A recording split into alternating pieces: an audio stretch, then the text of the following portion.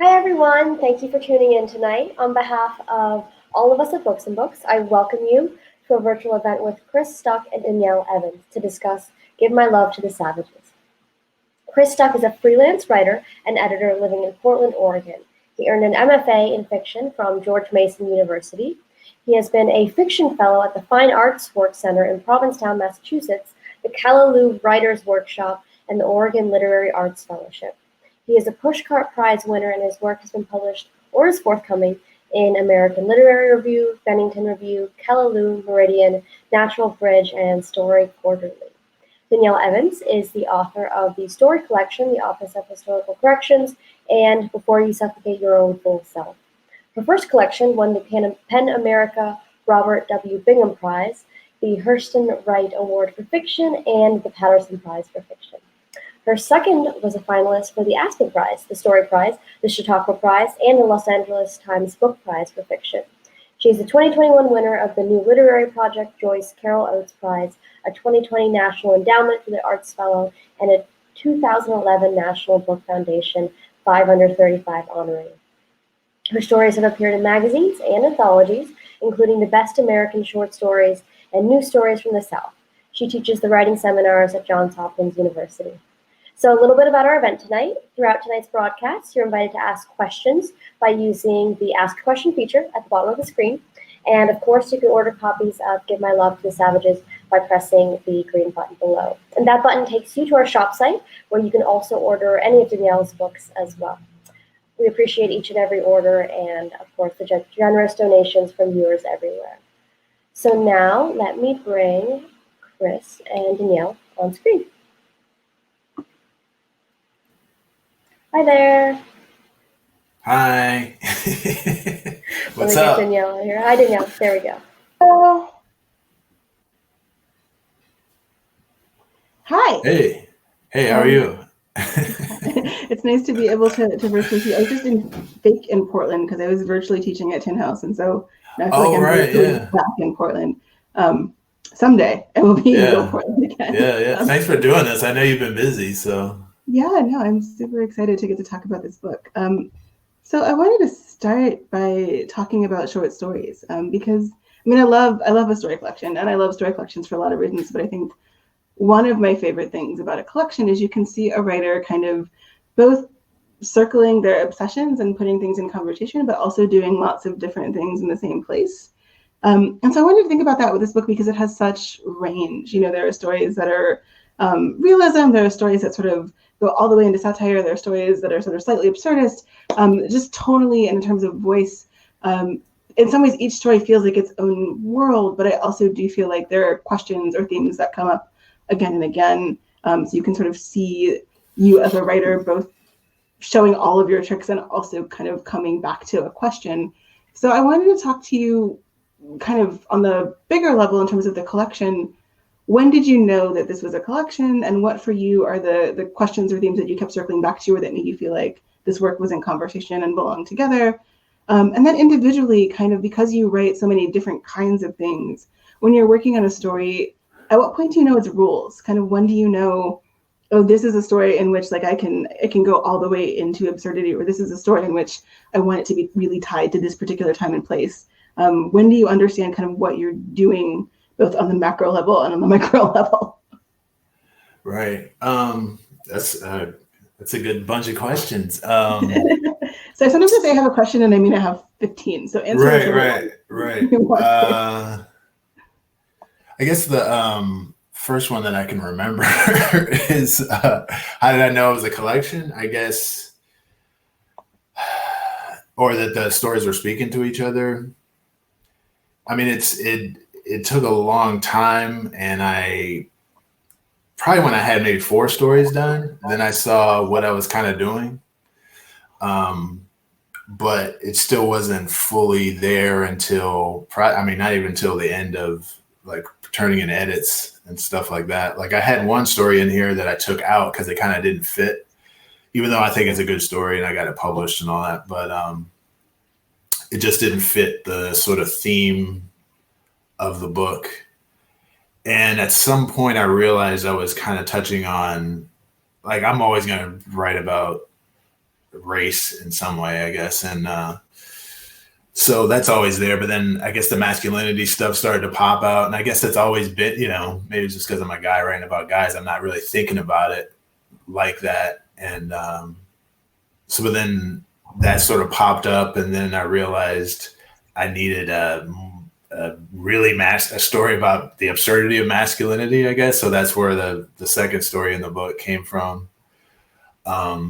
And I actually had that story started because I had some language left over from the Black Republican story, and they're kind of similar characters, and I liked the language and I didn't want to let it go, so I just started messing around with it, and then this, I don't know, Kafka-esque penis story popped up. But trying to think where else should I go with that. So basically it sort of takes shape, and then I wrote the first story, which is the most autobiographical story in the book. And I kind of saw it kind of made more sense, and the order started to it all fell into place. And but as far as knowing knowing the rules of a story, sometimes it happens right away. Sometimes it takes forever to figure it out. The first story, since it's based on my life, I knew what I was doing with that immediately. But and I tried to write that story in the first person, but it didn't quite work. And I thought I was going to write it as an essay, but it was too stiff. It felt weird writing about myself in a very direct way. So once I changed it to the second person, it just came out in a couple of days. But other stories, there's a story, Lake No Negro, that took me forever to write and to sort of figure out what I was trying to really do with it. And, a lot of these stories, and especially the title story, the LA riot story, they had so many different versions and so many characters that aren't in there anymore, and different scenarios. Sometimes I look for models in other stories and then see what someone else did with a similar situation, and then either try and just go a different direction from that, or sometimes I catch myself kind of copying them, and then I'm like, I gotta change this up because this is, now I know I can't do this, so then I go in a different direction. But what were the other questions you just asked me? I think you got them. If you didn't, we might circle back to my next question, which is mostly one question. I mean, I think I will. Well, just thinking about the sort of shape of the book, I mean, there's a range in terms of tone, but what was also impressive to me is there's such a range in terms of time. Like the first couple of stories have the sort of sweeping, extensive, and then you kind of do the stories that more concretely zoom in. I think one of the other things I love about short stories is that the compression requires a kind of density, and that density around time can work in really different ways. And I think that you were doing all of the different ways, that kind of compression where there's a pressure point and the whole story is taking place kind of in this small period of time, and also where there's a lens that we're looking at a long period of time through, and we can kind of move. Right. And so I really liked the first story as a way into the collection. I heard 4 different writers, one of whom was me, give the same answer to this question in a 2-month period. So it must be a law that the first story in a collection is the one that brings up the most things that are kind of come back again, that it's sort of your way into being this is what the book is. And so if you imagine not every story is asking the same exact set of questions or having the same conversation, but all of the stories have something in common with something other. The first story is the one that has something in common with every other story in the collection. Right. I've decided that's a rule now, so I've been reading books that way, and I think it holds true. Oh yeah, definitely. But here's my real question for you. So I've spent a long time working on a version of a satirical book, and then I realized that I was not a satirical writer. I gotten confused because I'm a really sentimental writer who's also really angry and a little bit funny, and that can feel like satire, but it's kind of actually totally a different thing. And I think you also sometimes are that kind of writer, but sometimes you're also a legit satirist, and I am really impressed with writers who can pull satire off, even more so since I've conceded that I can't, especially as the world seems increasingly satire proof. And there are those kinds of stories that are not quite satirical, like the tender absurdity of something like a white father not recognizing his son because of dementia, but also being sure his son wouldn't be Black, and those moments that are not satirical but are kind of something else that's absurd but also realist. but there are also stories that tilt all the way into satire. So I guess my question is, how do you do that? And what's interesting to you about satire and absurdity, and who are your models? Yes, I mean, people, when I was writing this, I wasn't thinking of it as satire at all, really. I was just trying to amuse myself some of the time. Sometimes I'm just trying to find an odd detail or an interesting detail that complicates something. Maybe it's just my humor or the way I see things that it comes out in a satirical or absurd way. But a lot of times I feel like I'm sort of walking a line between realism and satire, because I love just straight realism. I mean, that's really what I wanted to do for the longest, but like funny stuff started popping up, or I just make myself laugh by, because sometimes I show things to people and they'd be like, oh, this is, I don't, they might be more realism readers, so then they're not really into it. And I've even gotten reviews where people didn't like some of the satirical stuff. They like some of the more straight realism stuff. But I don't know. I mean, it just happens while I'm writing. It's not done by, I'm not masterminding anything really. I'm just trying to like make the writing experience fun for me, and just see what I can come up with. Like the penis story, I don't know. One day I was just thinking, like, has anyone ever written a story like, the Metamorphosis? Or I guess some people talk about Gogol the Nose. That's another one similar to that. And I think someone wrote something similar to that, like penis, something like that, but I couldn't find it, so I just wrote it anyway, and just to see where it would go. And I've read a few stories that are kind of like that. I think there's a writer named Roy Kesey. I think he's written some kind of weird stuff like that, and I just like how those stories just get more absurd and more absurd, and it's kind of a challenge to see if I can bring it back to a point of feeling or power, or I don't know, bring it back to the character and have it just feel real, because that story was really hard to write. Just to have to fully imagine it. I'm like, who's gonna want to read this? Like a penis with arms, but and how is he getting around and things like that. But yeah, I don't know. It's a balancing act, because sometimes I go way too far with it, and then sometimes realism just seems too stiff sometimes. So it's a hard thing to, especially if you're showing stuff to people. Sometimes you're just like, you can tell someone is not your reader, or maybe not the reader for that story, even though the story could be fine, because it took me a long time to get some of these stories published, and I would get good feedback, but they were like, yeah, we just can't publish it. And I'd be like, all right. And then just keep sending it out. But funnily enough, my editor, I thought she was going to like nix the penis story, but she decided she liked that story a lot, surprisingly. And she's actually the one that moved it up in the collection. I had it in the middle of the collection just because I didn't want to scare any readers off.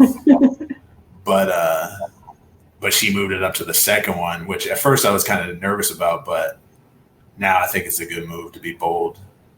And my other theory of story order, which maybe is not as universal as the first story rule, is that the second story should do something really weird, because the first story is like, this is what this book is, and the second story is like, but it can also do this. Sometimes it could be the third story, depending on what kind of weird you're going for. But right. I do feel like early on you want a story that's like, but also right, yeah, exactly, comfortable in the book. Yeah, I had a story like that in my collection that wasn't quite, it was the closest I've ever gotten to satirical, although I don't know that I got quite all the way there. And I was sure that someone was going to cut it. So I had a whole speech ready to give about that. I never had to give a speech. I was like ready to try to fight to save the story, and nobody made me. And I was like, but I wrote a speech. Right, yeah, exactly. Yeah, satire is funny because in some ways it allows me to like attack or write pretty directly about certain subjects that maybe you can't do with realism without it coming off in a, like you did a really good job of that in the story. Man, I don't have the title. about the Confederate bikini and all that. Damn, what's the title of that? I got the book right here. Boys go to, you don't have to study for this. I'm supposed Yeah, to Boys Go to Jupiter, right? Yeah. So, but it's hard to do that sometimes, at least for me, because like someone like Ishmael Reed can attack all these like things he just hates or whatever, or he just wants to make fun of or roast with his satirical, like he's on genius level.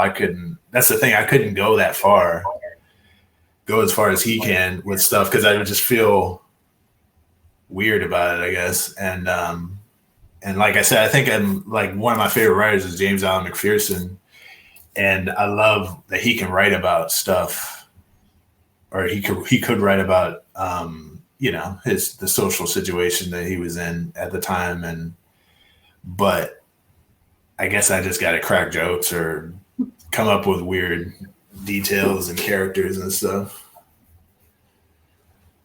So I wanted to talk about the suburbs, and we cheated a little because we talked a little bit before this started, and I was like, I think we're maybe from the same suburbs. Yeah, we are indeed. But and I think that we're also like closest to the same generation, and I feel like when we grew up, the art about the suburbs was sort of skewering it for being a kind of homogenous place in a way that already felt like it was not quite true. Like the suburbs were kind of changing from the stereotype of the suburbs, like while we were living in them, but the art hadn't quite caught up with it. So the art was like satirizing this idea of pristine whiteness. And I think that there's something really interesting about the suburbs as a setting now, because, in these stories, they often, they sort of suggest the suburbs contain a kind of chaotic energy because they're really sensitive to disruption, or kind of have all these interesting intersections happening. And they also still have this transparency about their ideal or self-image that is easy to kind of satirize or point to or use in an interesting way. So I wondered if you could talk some about the suburbs as a setting in your work, and maybe also as a kind of formative place as a writer. Right. Yeah. I was basically born and raised. I was born in DC, but I was raised in the suburbs in Northern Virginia, and it was always I live in the city now in Portland, if you want to call Portland a city, but it's kind of a suburban city in a weird way. It's very residential, but I do feel like my sense of suburb versus city is very much about transit. I feel like if people usually drive cars places, I call it a suburb. I got in trouble in Atlanta for that. So. Oh really? Yeah, that's different. Yeah, that's it. Yeah, that's funny. But I don't know. I guess I just spent so much time in suburbs that it's I just know them, I guess, and some of these stories I was just writing because I was still in the suburbs when I wrote them. Like the cowboy story I was still living in Northern Virginia when I wrote that, and but also like when I moved to Portland. It was funny to come to a city, hipster city, and people were like, "Oh, the suburbs! Don't go out to the suburbs. That's where all the squares are, or the bridge and tunnel traffic, and all that stuff." So I thought that was interesting to explore it from the other way around, because that's what I came from. But also, I went to the college that was right in where I grew up at George Mason University, basically, and so it took me a while to kind of grow out of the suburbs, and not to diss people in the suburbs, but sometimes there's not a ton of ambition in the suburbs. So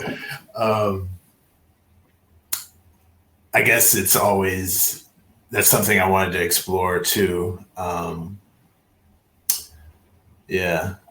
sure what else to say about that. Okay.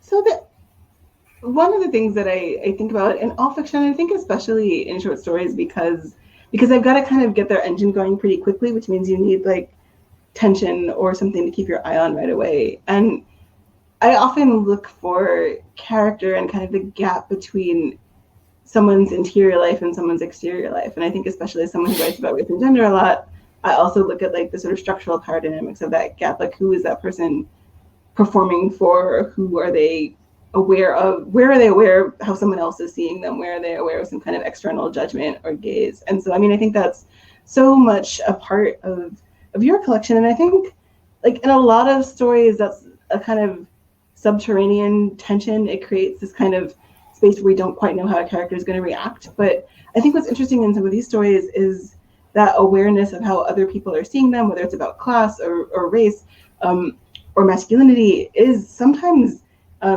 is the plot or the event, right? That awareness becomes the character's motivation or becomes a character's strategy or reason for protecting or punishing themselves. So I wondered how you think about that in your writing process. At what point in writing do you think about characterization, not just in terms of like who this character is, but who other people think this character is and how aware they are of that, how they navigate that? Yeah, I mean, I think a lot of that stuff just comes up while I'm writing. I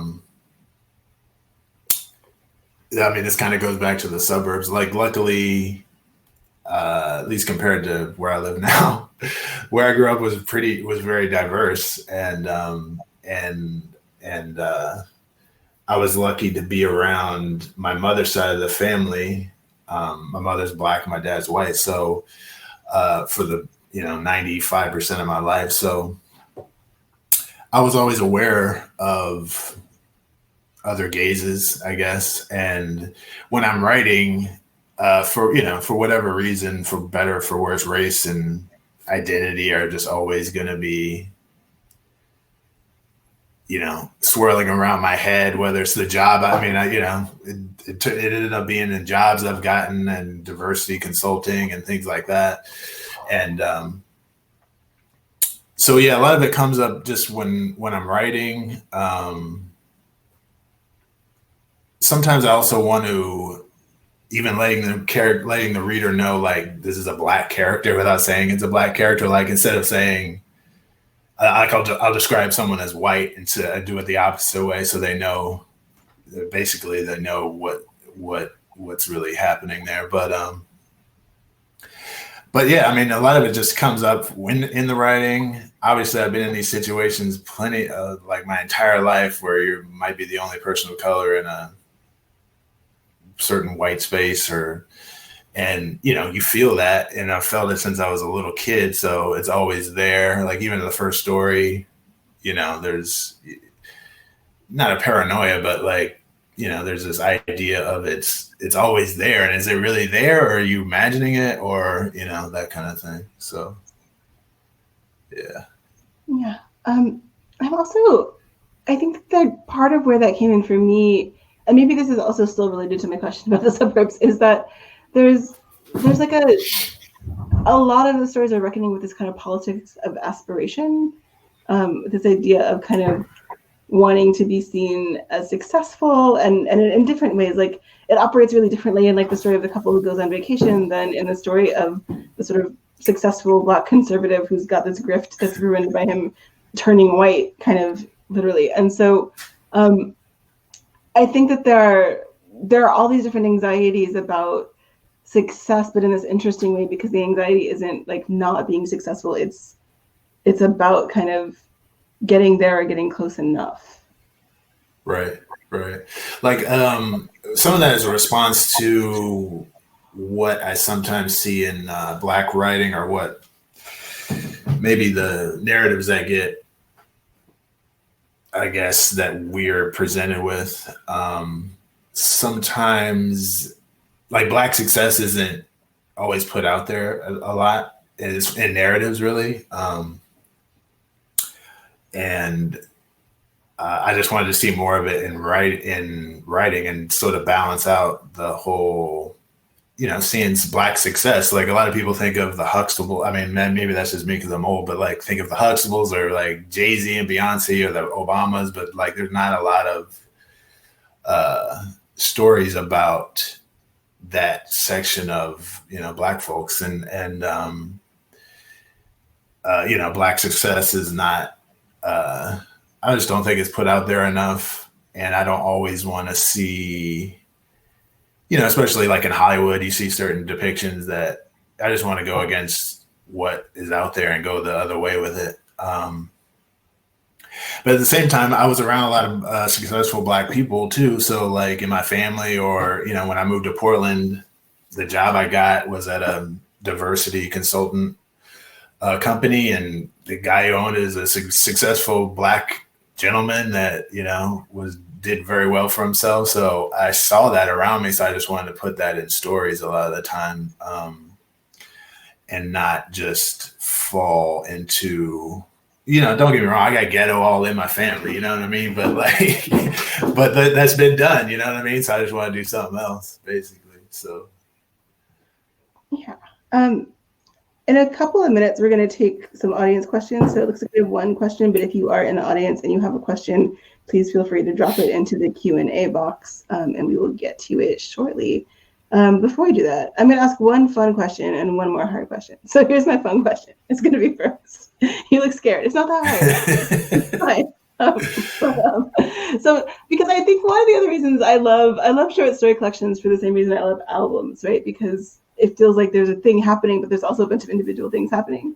So if your story collection, I guess if you were making like a mixtape or a playlist for your story collection, what would be on it? Not necessarily like a kind of one-to-one thing, but like what's kind of the range in your head of what would be like just different kinds of songs? Yeah.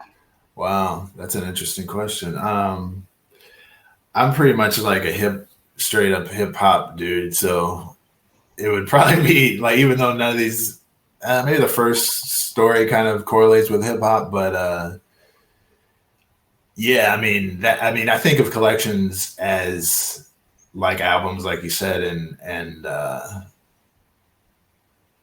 yeah, I think it would just be Wu-Tang, it would be Big Daddy Kane, it would be Pete Rock and CL Smooth, it'd be that kind of stuff. Like especially with this book, I wanted it to sort of have the flow that an album would have, or at least a good album to me would have. But at the same time, also, I'm kind of a story collection nerd anyway, so I know it seemed like back in the 90s and maybe even the 80s, a lot of stories would have, a novella. Like your book, you have a novella. I always liked that there was always like maybe like either the last story or the second last story was a longer story, and so it worked out in this case. But yeah, music is a big part of writing for me anyway, as far as like some of my favorite writers would actually be rappers, so I don't know, maybe that some people would think that's weird, but to me those are probably some of the first writers I probably encountered, as far as when I would think about certain rappers, like their body of work and the amount of words they had to put down in order to record whatever 3-4 albums or something. So yeah, I kind of veered off there. No, but actually, I didn't plan this. I promise you didn't plan this, but it transitions perfectly into my last sort of hard question, because I wanted to come back to story order and talk about the last story in the collection. Because I do think that, so here's my theory of the shape of a story collection, which I'm never going to write down, because I feel like then I'll immediately find 5 books I love that don't follow these rules. But I think that often the last story in the collection kind of circles back to a lot of the things in the first story in the collection, but in a different lens or in a different tone. And I definitely felt that way in your book, that we were kind of coming back to some of that material in terms of how do you make a life in this sort of space of identity with all of these constraints, but in a much kind of different light than in the first story. So I wanted to talk about that last story. Kind of what was your process with that? At what point did you decide it was the last story, and what, in terms of questions or experience, did you want it to leave the reader with?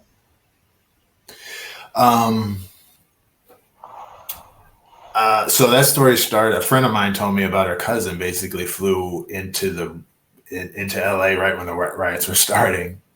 And she's white. So when she told me that, I actually knew I was going to make him biracial. And then I knew I was going to write the story and everything.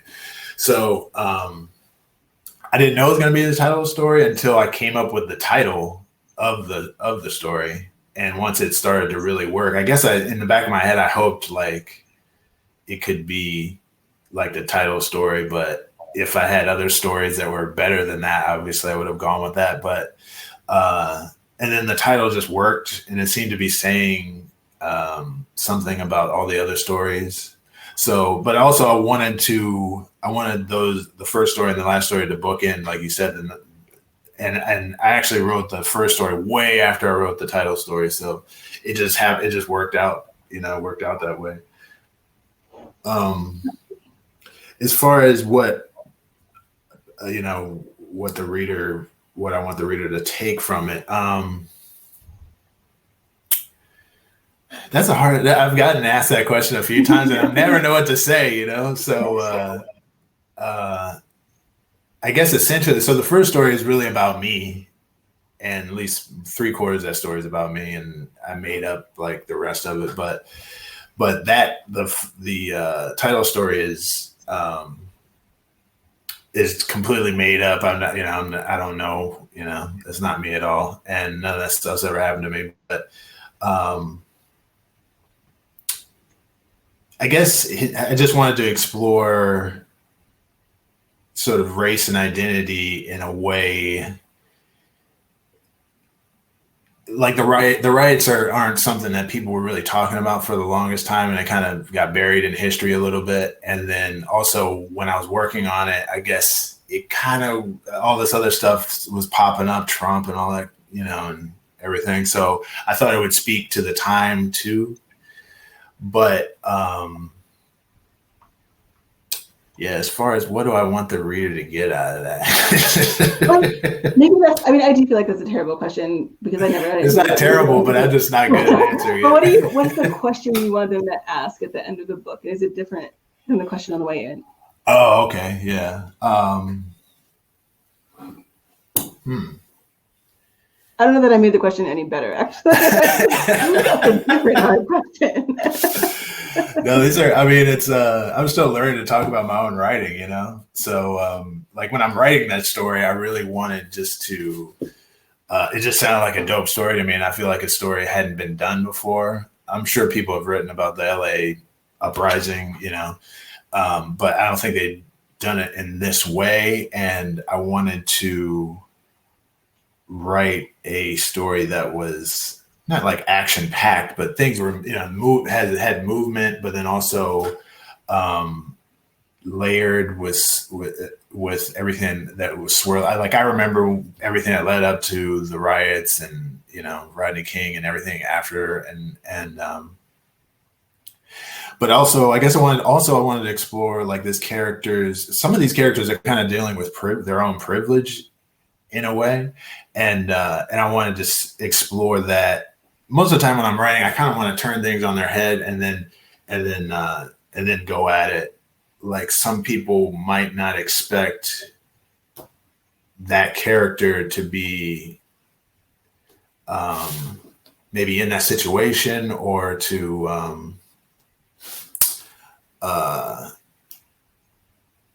I guess grapple with, he's been taken. Some of these characters are actually dealing with their privilege, but then also they've kind of not sold out, but they've kind of gone one way and they're trying to get back right. And he's just another character sort of to do that with. Like it seemed like for the longest time, at least back in the day, you'd hear about some rich kids had done something that they beat up a houseless person or something like that, or did something. And I wanted to sort of mirror the Rodney King incident with someone that way. And I don't know, maybe that's because I don't feel like I've like sold out or anything. I don't know why I'm writing about characters that do that, but I guess it's an interesting complication. That's what I'm looking for in stories. They're just complications and ways to create like layers and depth, and just to keep diving into the story and then trying to find a way back, I guess. Yeah. Fabulous. All right, looks like we have a couple of audience questions. So we have a question from Alejandro saying, which craft or literary element were each of you most drawn to while working on your latest? Oh no, the question is for me too. I'm not supposed to be answering questions here. Which craft or literary element were each of you most drawn to while working on your latest books, and why? Which craft or literary element. Because I've been making you answer all the questions, I can go first since the questions are both of us. Because I think that I was really interested in time, and maybe that's why I was interested in the span of your stories too. Because I think the way that I move through time is more to try to get the past, present, and future somehow in the same paragraph. And I'm really interested in writers who can do that really well, like Edward P. Jones and Alice Munro. I think are amazing at that, but also more contemporary writers like Laura Vandenberg, Antonia Nelson, Jamel Brinkley, people who sort of move through time in this way that feels seamless, but if you look at it, it's like really complicated. Caitlin Horrocks, the people where I'm like, how did the time happen? And I think that was what I was thinking about a lot in this book, because for me, my latest collection is largely, and it's about a lot of things, but it's largely about grief, which has this way of both freezing time and pulling you back to the past and like constantly making you kind of question the future. And I wanted to kind of try to get that feeling on the page. And so I think the craft element that I was thinking about most was how to manage time. That's cool. I think I don't know if there was just one thing for me. I think I was thinking about myself in some ways, especially with the first story. I was just thinking about how that, what it was like growing up in the 80s. But yeah, basically it's race, masculinity, and identity for me as far as themes. Man, I'm terrible to answer these questions. These are hard questions. I should have boned up on this stuff. I don't trust people when the answer comes really easy, because I'm like, yeah, this is like I'm grappling. I don't know. I just tried, and the story got finished. And I think that's that's basically it. Sometimes, some of it is just wanting to impress myself and wanting to, be as good as I want to be, I guess, We have a question from Melissa. When do you know when a story is finished, both plot-wise and editing, revising-wise? Thanks, and congratulations on your book publication.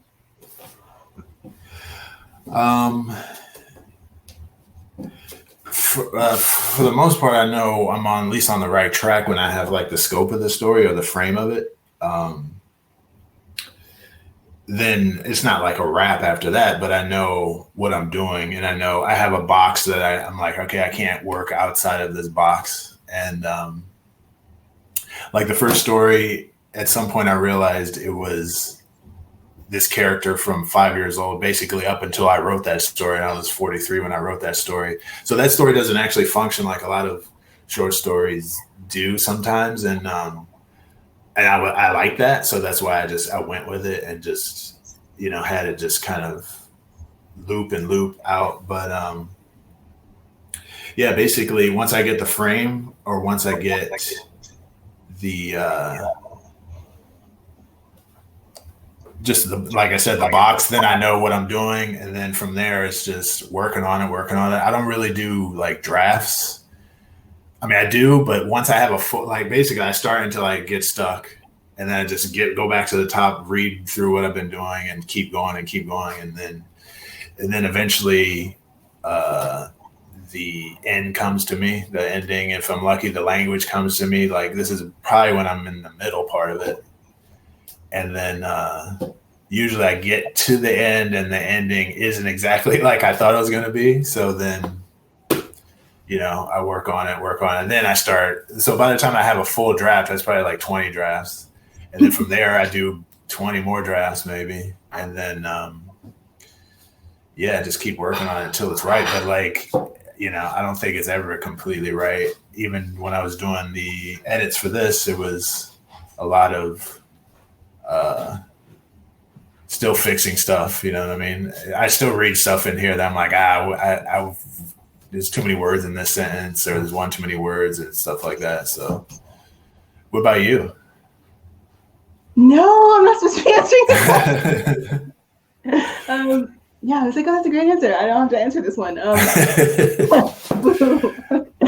do I know when a story's finished? I think, so when I finish the first draft, because I tend to write pretty messy first drafts, and when I finish the first draft, I ask myself, and this is actually something I learned from teaching, because I was trying to find a way to talk about stories that didn't feel immediately judgmental, like a value neutral way to describe what the story is doing. So when I write a letter to a student, the first paragraph is usually just like, here's how I understand the story. And usually I get to that paragraph by asking two questions. Kind of, what's the narrative question? Sometimes that's the same thing as a plot question, sometimes it's not. But like, what's the sort of hook that I was promised? What's the thing I think I'm paying attention to? And then what's the kind of bigger question, or the thing underneath, or the thematic question, or the open question? And sometimes there are a lot of those, and sometimes, there's a clear kind of thread. But I think I learned to think about my own work in that way. So when I get to the end of a draft, I ask myself, what are the story's operating questions? Kind of, what's this operating plot space or narrative space?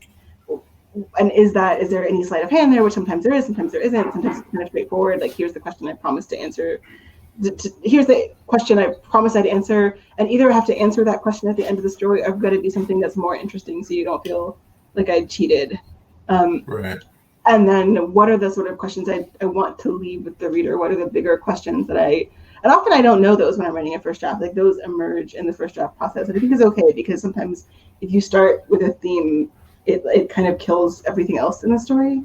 But if you start with a question or a character, the theme just emerges and is like, hi, I'm your obsession. So I try to identify like which one popped up in that particular story. And then I think about structure first, kind of what did the story. So I think after that, it's sort of a similar process. It's like, what belongs in the story now that I sort of understand its territory. And sometimes that's like a major structural rewriting. Sometimes the structural pieces are in place and it can be a spot checky, like I'm looking at the scene, or I'm going through and looking at everything this character does. And that kind of extraction or insertion. And then once I have the pieces in place, then I go back and kind of line edit or edit for voice or read out loud, and kind of try to catch the sentences. Wow, you just went through your whole process. That's amazing. I'm really I go by feel so much that I don't even verbal or even think like how you're talking with the questions. So I just go by feel a lot of the time. I'm just trying to find I try to find the narrative drive in a story. But from there on, I'm just like, I go by like, this doesn't feel right, or that doesn't feel right, or this is too much. But I'm like, then I just get it out of there, I guess. But yeah. Yeah, no, and I think that like the reason I don't even ask those questions until the second draft is that they're not useful first draft questions. Right. Like they're not questions that I can ask about a story until I sort of understand what it is. It's like, it's like you don't scream. I mean, you see people screaming at babies sometimes, and it's very depressing because like the baby doesn't understand. Right. Yeah. Like, there's a point in your writing, your job is just to keep something alive long enough for it to understand rules. Sure. So yeah. I think that, like, for me, the early drafts are like, can I keep this alive until it tells me who it is? And then I can assign it some things and try to shape it. But I have to wait. Wow, that's really, you just dropped jewels right there. We have one more question, and if anyone wants to sneak a final question in the chat, we probably have time for one more. Oh, we have two more questions. Okay, we have maybe no more time for questions, but you can try. We have an audience question. Can you talk about your journey as a writer? You meandered a bit. Do you think those tangents influenced your work? Yeah, definitely. Because I got my MFA in 2001, and so technically I started my program in the last century. Like, that's how old I am. But from there it was just a lot of just trying and not, I had some sidetracks, just growing up. I got my MFA when I was like 25, so I was pretty young, and just wasn't focused. I wasn't mature enough for it. I needed to travel, and I needed to fail and do a lot of that stuff. I think that's probably why, some of the characters some people have said that like some of the characters make choices that frustrate them, but I've made bad decisions for much of my life, so I guess it comes out in the characters, but definitely, I mean, I don't wish I was when everyone's younger. I know you were successful pretty early, but I couldn't have done it. So I'm totally fine with where I've ended up. I'm 45 with my book out. It's all gravy from here for basically for me. So yeah. I mean, I wouldn't take it back, but I do think I had to kind of hide for a decade because it was really strange to have your work belong to other people that early in the process. Right. Like, I think Yeah. you get what you thought you wanted, and suddenly you're horrified that you have it. Right. Yeah. Um, Yeah. And the last question, I guess, unless anyone wants to sort of sneak in a last minute question, is what are both of you reading? What books do you recommend? I'm reading a lot of articles and just stories online or in literary journals. I read a cool story by Bonnie Chow in the Bennington Review recently. I read a cool story by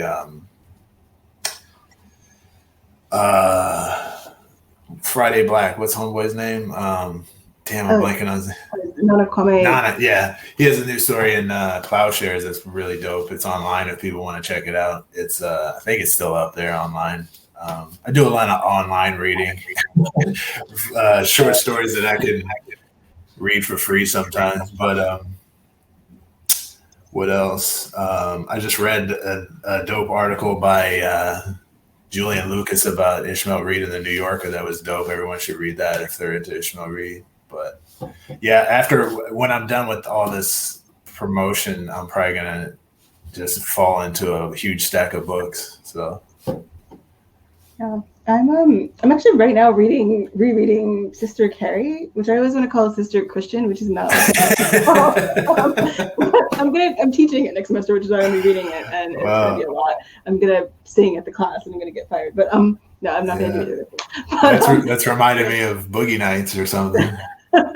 But I'm reading it because I think that sometimes I talk about short stories so much people think I don't like novels, but I love novels. But I love novels when they're kind of big and sprawling, and I kind of want anything that's not like using the whole map to be a short story. And so sometimes I get grumpy with novels because I'm like, you are a short story with 100 extra pages. Is what you are. Yeah, exactly. But I love like a big kind of spiraling novel. So I'm teaching a class on them next semester. I'm teaching a class on omniscience, shape-shifting, polyphony, and there's some other word and title. I don't know what my own class is called, but so I'm teaching Sister Carrie, and I'm also teaching a lot of recent stuff, including I'm teaching one of the best books I've read recently, which is Dodie Welton's The Final Revival of Opal and Nev.